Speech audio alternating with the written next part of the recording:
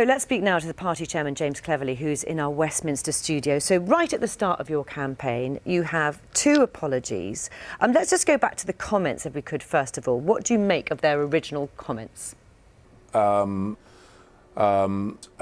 Is an apology enough?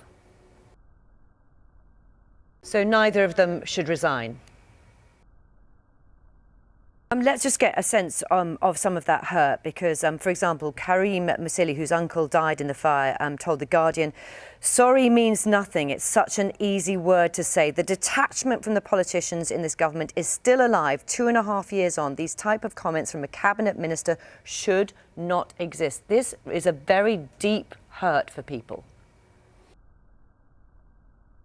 Well, let's go back to that point that Karim makes about the detachment from politicians in this government. Isn't that really fundamental for your election campaign? If this sort of comment is being made, that kind of attitude is coming out on the airwaves.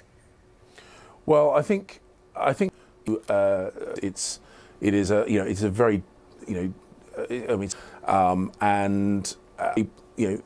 How damaging is it for your party? Well, obviously, we would and as I say, and just back to that point about the community and the sort of demonstration that, exactly what he said there, being out of touch with that community, other communities across the UK. Well, and sometimes, we. Let's also talk about Jacob Rees-Mogg in particular. Is he toxic then for your campaign now?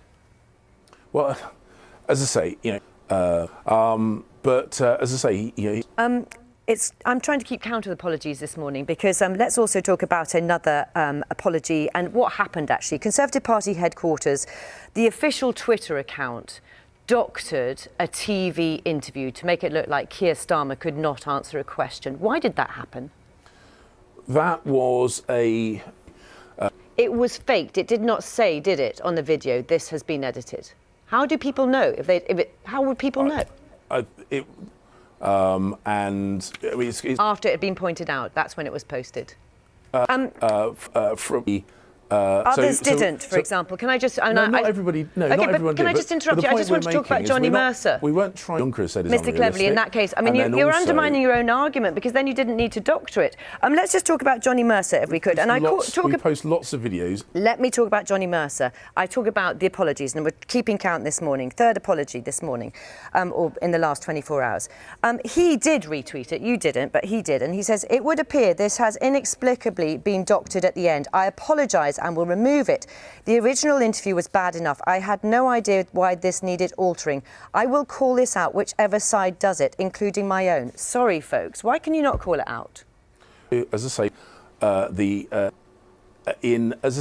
listing. Are you saying that Johnny Mercer is wrong to apologise then? Well, I don't think he needs to apologise because... James Clevery, we will go on breakfast and look exactly at the timings on all of this, because as far as I understand, yes, you did do that, but when it had been pointed out that the original interview had been doctored. How do people trust you when Conservative Party headquarters is putting out, and you say it's humorous, but some people may not have known at that point that it had been edited? How do people trust the Conservative Party when their Twitter account is putting out information like that? It is so obvious. It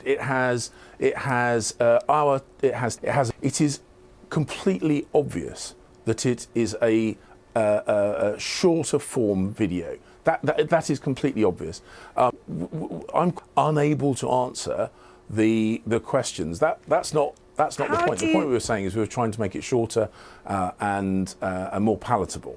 OK, but it was doctored, wasn't it? It was edited. It was edited. OK, so we're disagreeing on the language that I'm using. Is that what we're doing? Edited, to make it look like Keir Starmer couldn't answer. It matters. It matters because the words you're using have a connotation, and the point I'm saying is it was edited. This was a, as I say, a shorter form video. That's not a credible position to put forward. The thing is, from your point of view as well, because the the election is just about to start, and this is what you're having to talk about. You're having to talk about people saying very insensitive things over Grenfell. You're having to talk about videos that have been edited. You know, this is a question of trust, isn't it? How, when you go and stand in front of voters, how do they trust you? Well, the point that we will be making through this election is that so if they want to ask who they trust, they've got a model there. They've got the Prime Minister's position. Mr. Clevery, just briefly, in one word, how would you describe the start of your election campaign? Well, the election campaign, our election campaign starts this afternoon. The Prime Minister will be making a speech where he will be setting out the choice before the British people. OK, James Clevery, thank you very much for your time here on BBC Breakfast. Do let us know what you think about that, and some of the other interviews we've done this morning as well. BBC Breakfast at bbc.co.uk is where you can find us, and we're on social media this morning as well.